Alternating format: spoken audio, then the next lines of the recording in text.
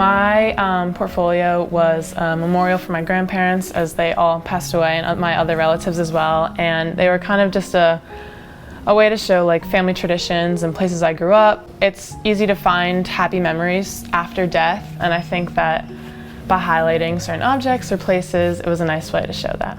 I really like oil paint and charcoal and pastel. As you can see, those are kind of the main mediums that I use. I kind of liked using the charcoal for the chair because that one kind of had like a more somber feeling to it and a more like, I don't know, I just liked how like the not adding color adds kind of like you can feel the feelings for yourself there.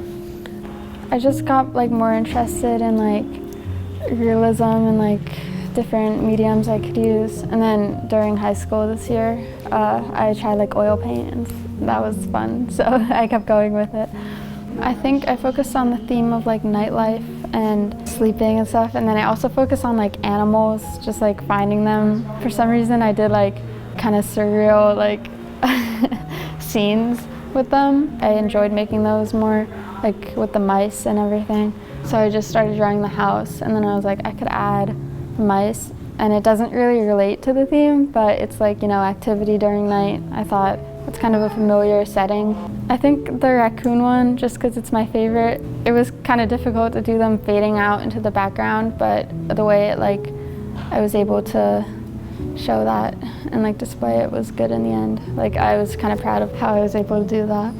Mostly, like I think my culture has a lot to do with like bright and vibrant colors, and it's usually like very lively and like it has a sense of like being active and like just very warm. If you see my pieces, I have a lot of like red, orange, and yellow. I feel like that paint is like the only way I could like create new colors, and like I feel they could represent the exact like idea I want to like express. It just has like the right amount of beauty and like color that I'm looking for. I hadn't gone to Kashmir before, and so I didn't know like what type of cultural clothing or like aspects that they had there. I just realized like how different like India could be, even though it's like one country. As a part of like the Indian culture, I wanted to like include it. So my theme was focusing on how memories and nostalgic moments are very impactful in our childhoods and how we remember those memories. So it was focusing a lot on my own childhood memories, but trying to make them relatable for an audience of the College Board. I think my favorite piece is called A Helping Hand, which is my fire piece where they're roasting a marshmallow. It was really fun to experiment with the colors and how the fire was glowing and reflecting onto the hand. And I tried not to use any reference photos except for my own hand holding like a stick. So I was very proud where being able to recreate those colors in a realistic way. When I was little, my backyard connected directly into my aunt's backyard and then my uncle's backyard. So it was super easy to just walk over to their houses through my own yard, not even having to go onto the street, and I could just see them at any time. And now they're both moved away, but it's still like remember every single time I walk past that path. So I wanted to remember that and make a little treasure map of me, like the way that I would trek through their houses.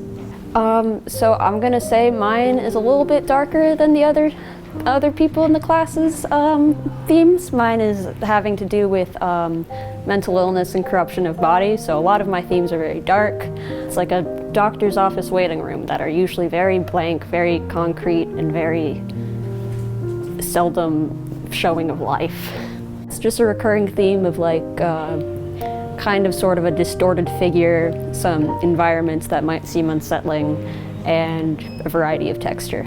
But I did like liminal spaces. I've always liked Edward Hopper that always also had these kinds of spaces of like just empty, kind of lonely areas that might be kind of blank. And I just went with that because that's the kind of aesthetic that I like.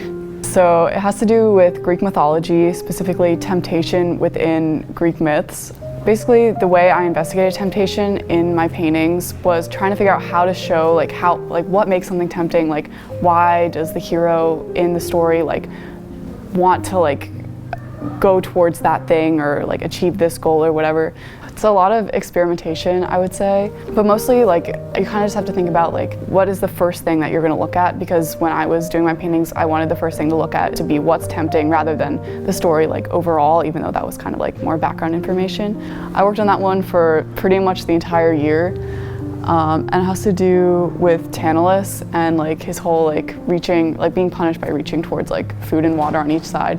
And I was like really proud of myself for coming up with the like layout of the painting. It was like very strange, like the two figures kind of like morphed together, and I don't know, overall it's like really weird, but I think it looks like cool in the end. So I guess just if anyone else is thinking about like taking up art or taking APR in general, I would definitely recommend it. And it's been a really fun journey just trying to figure out and create different pieces of artworks that are like outside of my comfort zone but still like in a topic that I find really interesting. So there's a lot of freedom with it, which is what I like.